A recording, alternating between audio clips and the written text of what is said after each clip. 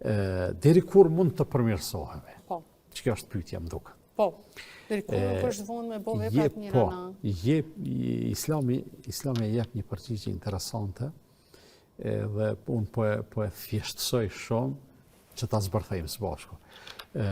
Deri sa të mos bëhet kiameti, ka mundësi të bëhet përmirësime dhe të bëjmë vepra të mira. E kur bëhet kiameti, tash bëhet pyetja, kiameti ka dy manifestime. Ka manifestimin individual. Për secilin prej neve, kiameti është i madh dhe i vogël. Bravo. Kiameti i vogël, që individual, është kur vjen shpirti me dal kërhama e fundit në fyt, që në një farë mënyrë aty veç njeriu ka rrinë prag, se vdekja është pragu. Po. Ai që vdes e ka kalu pragun prej kësaj bote në botën e përtejme, dimenzionin tjetër. Derisa së rrinë prag, qoftë edhe, tash hipotetikisht po them, 5 minuta, 10, 20, gjysore, para se me vdek, o pendu, o Zot, nëse kom ymër, kom e vepru mirë, po hjek dorë prej veprave të këqija, deri sot s'kom ditë me të besu prej sot po të besoj, kështu me radhë. Mas gjysore, nëse e ka vdekjen, që ky njeri themi ka përfundu mirë. Pse? Për arsye se ne nuk e kemi në dorë, po edhe nuk e dim se edhe sa na ka mbet jetë. Si rrjedhoj e kësaj, për sa na ka mbet jetë, s'kemi përgjegjësi. Por çka do të bëjmë me pjesën e mbetur të jetës, aty kemi përgjegjësi. Edhe ai i cili vendos që pjesën e mbetur të jetës së vet me e bë mirë, pavarësisht sa i ka mbet, pastaj ky se ka përgjegjësinë e jetë gjatësisë, po e ka përgjegjësinë e përzgjedhjes, e përzgjedhja e tij do të llogaritet se ka qenë sa varet prej tij, pozitive, sa është e fshat. njëjta gjë është me atë kiametin e madh, që derisa të mos e shohim që po bëhen kiameti, njeriu mundet me përfitu. Për atë arsye ka ardhur ato udhëzimet islame, që edhe ti sigurisht i ke dëgju, thot nëse ndonjëri prej jush e ka një fidan në dorë, edhe don me ndru atë fidan me mbjell. Na themi me mbjell, po fidani ndrohet, se fara mbjellet. Thot edhe e din, e shes është duke u bë kiameti, le të ndron fidanin. Edhe çfarë? Pse? Për arsye se ti e bën punën me kiametin s'mundesh me e nal. I kanë thënë. Kjo varet prej te, kurse e tjetra është. Njëri e kishte pa një plak duke mbjell një fidan të ullirit. E ulliri është pemë shumë vjeçare, që realisht disa dekada duhen veç prej mbjelljes derisa të fillon me dhënë fryte. Edhe ai e kishte pa atë plakun, i thotë, çka jetu bo ti? Thotë, po e mbjellin një fidan të ullirit. Po sa vjeç je? Thotë, 90 e kaq vjeç. Po thotë, ja pret me hongër për këtij ulliri? Jo, thotë, ndoshta nuk pres, thotë, po ata para me kanë mbjell, unë e kom hongër, tash po mbjell, unë le të han ata pas meje. Kjo logjika mos me i marr gjanat vetëm me peshore vetanake, individuale, unë mendoj se është logjikë jashtëzakonisht e mirë, për arsye se pikërisht kjo pastaj na shtin. Kjo është sadakorrjedhse. Bravo, na shtin me të i kalu nivelin e egoizmit. Ne e kemi një komplikim serioz, Zoti na ka sprovuar me to, me egon ton. Egoja është ajo pjesa e vrasht, unë e quaj ajo pjesa e errët e brendis ton, e cila s'tlen dikuj as një gotuj mi adhon. Dy kur bashk s'tlen. Po, 2 kur bashk s'tlen milion. Pse me e blevën një shishe uj për mi adhon fillet, le të blena i vetë, që kjo është egoja.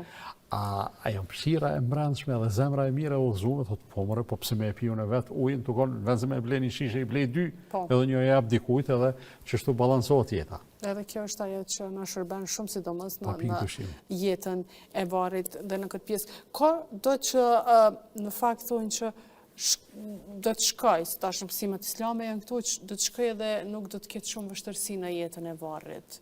I bjen këtu veprat e mira që na i bojmë edhe nuk kalojmë. Inshallah, po megjithatë nuk e di kush prej neve e ka atë siguri që me thonë unë s'kam me pas problem, nuk e dim. Po me shpresë do të me pas gjithmonë, po edhe një dozë frikës do të me na shoqëru për arsye se frika na bën të kujdesshëm. E që të frikën problem në raport me fenë, unë e kam shumë problem.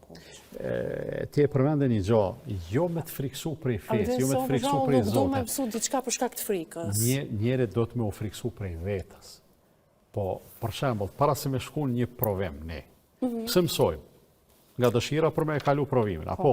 A na shoqëron ajo frika se mos nuk po e japim provimin? Na shoqëron nervozizëm pak, stres. Po, stres, po.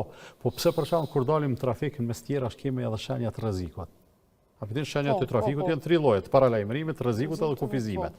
Pse kemi shenjat të rrezikut? Veç për shkak se ato shkaktojnë frikë. rrugë e rëshqetshme, ose kthese madhe, ose kështu me, por me pashtu kujdesem. Sakt. Edhe pikrisht që kjo është ajo që do të me derivu frikat e një, me prodhu frikat e një. Kujdesem. Kujdes. Kujdes. Kujdes për vetën. Jo, për të mirën tonë. Realisht ajo frikë e cila prodhon pesimizëm, ajo frikë e cila prodhon dëshpërim, jo, ajo frikë. Se është pakeron, kjo që... Jo, ajo s'vjen shprehje. Frika e cila prodhon kujdes. Frika e cila prodhon kujdes, që ajo frikë është. E për atë arsye isha duke thënë. Një krejt jemi duke udhëtu ka vdekja, edhe kemi shpresë gjithsesi që Zoti ka me na trajtu mirë, por nuk e kemi sigurin e plot, e kemi një dozë të frikës e cila ka me na bo më të kujdesshëm në veprat tona. Ka na burën që ke pas siguri, hoq. Ndonë se për shembull një besimtar, okej, përveç që e dim që të gjithë jemi gabimtar, obligimet e veta fetare i kryen. Njerëzve nuk ju bën dëm. Po përsëri e ka atë frikën nga vjeta pas vdekjes. Ndoshta ju bëj dëm, ndoshta ju kum bë dëm se di. Ndoshta... Po kjo pas, e kemi diskutuar shumë shpesh në emision që kjo kur bën dëm edhe nuk e din, nuk është që ngarkohesh, sepse... Jo, s'kemi thonë që shta. A jo? Jo.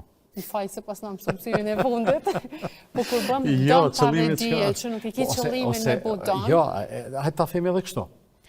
Ke bo dëm me vedije, me qëllim, po ke harru se e ke ngarku diken dhe ke lëndu. Okej, po është kjo që feja na mundësëm i kërku falje dhe dikujna që na kena harru që kena bo, ose që... Po ta mundësëm, po si ke kërku, nëse ke harru që i ke lëndu filane. Po nështë veç me kërku falje vetë, pa i kërku direkt personit. Po ndoshta hi si ke kërku falje, hi s'ka shku merë, që edhe që kjo do të me të shkaktu pak fri.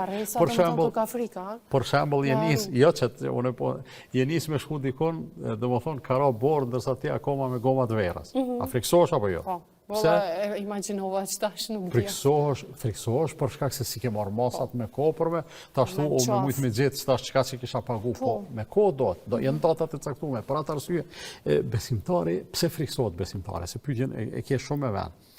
Besimtari friksohet veç për një arsye të thjeshtë, se nuk është i pagabusha. E para. E dyta është edhe fakti se njeriu me gjithate nuk është i qëndrushëm, nuk ka stabilitet të garantuar asnjëri. Ai ke pa zgjosh në mëngjes me një humor, me një disponim shumë pozitiv. Edhe nisesh me shku në punë ose me shku dikund ose me dal me taku dikën. Amo një pamje, një diçka në trafik, një çka po dish këtë tanë. Që varet për teja. Faktur t'jashtëm janë këta. Svarët për teja. Këta janë faktur t'jashtëm. Pikresht. Që dush mi menagju vetë këta faktur t'jashtëm. Kush po i vun pasoja? Ti i vun pasoja. Ti Si do në trafik, vjen dikosh për i mrapa të godet në makinë. S'ki faj, a mo makinën të aprish, nështë atë lëndan, që kjo është jeta. Jeta e cila nuk funksionon si mbas asaj që ne kemi dëshirë. Funksionon ose si mbas asaj që neve na përshtatet. Po funksionon si mbas asaj që e ka caktuar Allahu fuqiplot edhe është sprovë. E sprova tash qysh do të me përjetu sprovën. Sigur me qenë, a ki pa kur udhtojmë me autobus, unë shqipin autobus përveç se në ata autobusat e aeroportit. Po aty a ki pa edhe ka pak ullë se s'ki qare pa umajt, pa i katë nisët edhe katë frenon, ti gjithë qysh je i stresum, a përzosh, apo mahesh. Qështu është jeta. Ose sikur me qëndru një anije, po dush me qëndru në kam, jo si anije të madhe që si vrenë dalë, po ndo një pak me vogër, e ku ka dalë gjeshe që me gjithate jeta nuk është...